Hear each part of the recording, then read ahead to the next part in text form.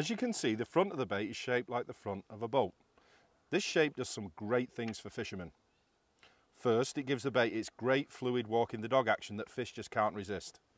Second, it creates lift. When you pop the rod tip down, it causes the lure to pop out the water like a scared bait fish. Now, I don't know of any other lure that will jump with the ease that these baits will. And it's a very powerful trigger for fish that turns fish on and makes them want to bite whatever feeding mood they happen to be in.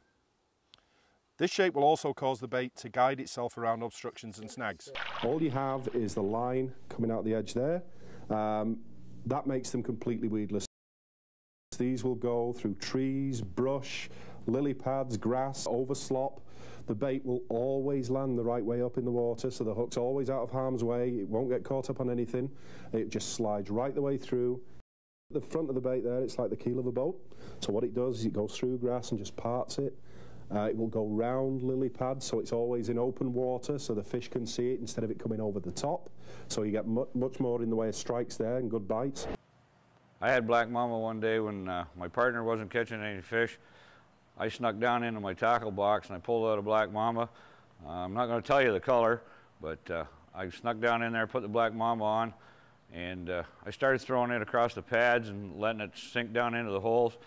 And up popped the 4, 7, 5-pound largemouth, just like a dose of salts. He come up there, he whacked that thing, and I didn't think I was going to get him because I wasn't really paying attention, but he ate that bait. He just inhaled it, and it actually got us to the Classic and made us $5,000 that weekend.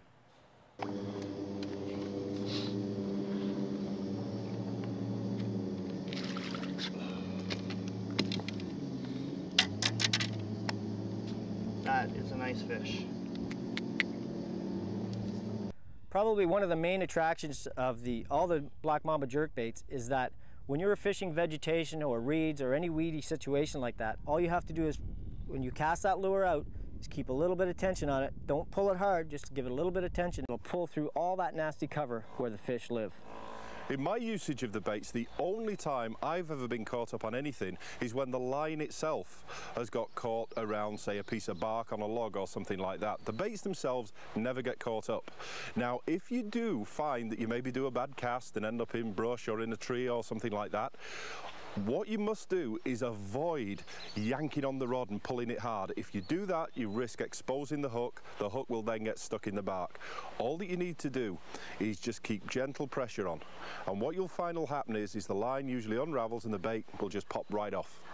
I was firing a spinner bait out in these weeds and we were catching some fish, but I tell you, every other cast I was cleaning the weeds off my spinner bait got to be pretty aggravating. I fired out a black mamba right away. You can hook them up weedless. And I tell you, it took the place of the spinner bait in that situation. I was catching just as many fish.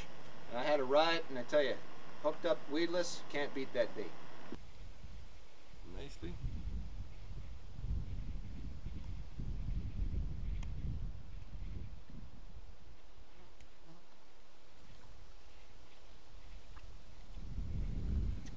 Now, there's very few baits you can confidently throw into that kind of stuff and bring out so easily.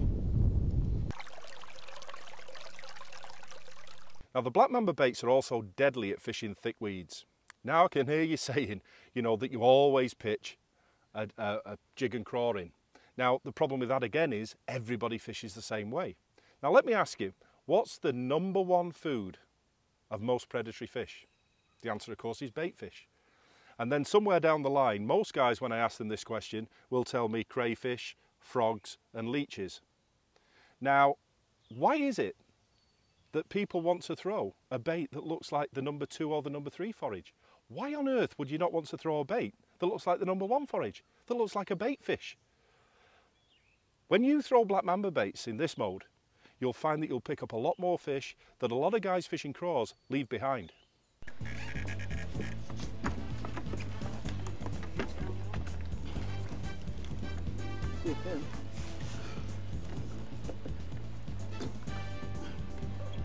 Flipping down in the heavy grass with the rib willy. Good job, Dave. Cheers, bud.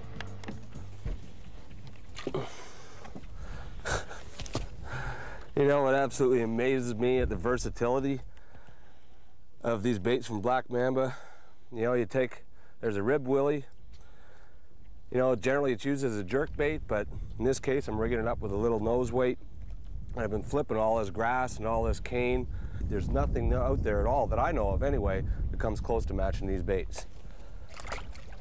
If you're fishing in the top few feet of the water column, where the fish can get a good look at these baits, the black mamba baits are the best baits we've ever seen. It's very, very rare indeed, if the fish get a look at these baits, that they do not bite them.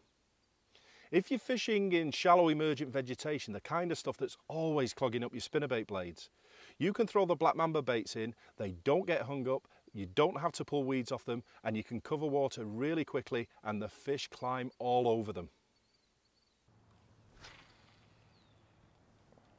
When I'm fishing areas like this where we have a lot of pads and a lot of slop that's up on the surface, I like to put a little bend in the nose of the bait. It actually keeps it up on top a little better, and you can ride it right across that slop without getting hung up. And it makes the bait actually jump out of the water a little better. You can see it popping along the top. It works sort of like a subtle buzz bait. It's just a way to fish areas like this.